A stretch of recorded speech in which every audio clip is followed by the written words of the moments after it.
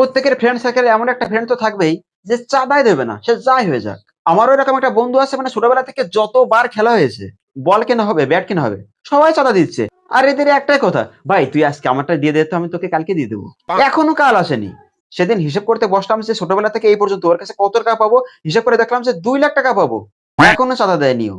আর এরকম না যে ওরা দিতে পারবে না, গার্লফ্রেন্ডের কাছে একদম পুরো দেওয়ার জন্য মরিয়া হয়ে যায়, মানে জীবন বাজি রেখে টাকা দেবে। সে যত বড় বিপদ আসুক, যত বড় সাংঘাতিক বিপদ আসুক না কেন সামনে, মানে টাকা দেবেই। চুরি করে নিয়েছে বাড়ি থেকে, গার্লফ্রেন্ডকে টাকা দিবে বলে। আমি প্রচন্ড খেলিয়েছি, কেননা নিজের বাড়ি থেকে চুরি করুক, আমার বাড়ি থেকে চুরি করার কি দরকার।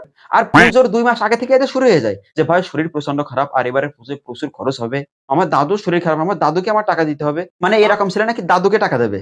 হুম। এই কথাটা দাদু শুনতে পারলে দাদু বিশ্বাস না করতে পেরে হার্ট অ্যাটাক হয়ে যাবে দাদুর। এর একবার আমরা 500 টাকা চাঁদা করেছিলাম পুজোতে, এটা শুনেই মাথা করে পড়ে গেছে ও। উল্টে আমাদেরই চাঁদা দিতে হয়েছে ওর চিকিৎসার জন্য।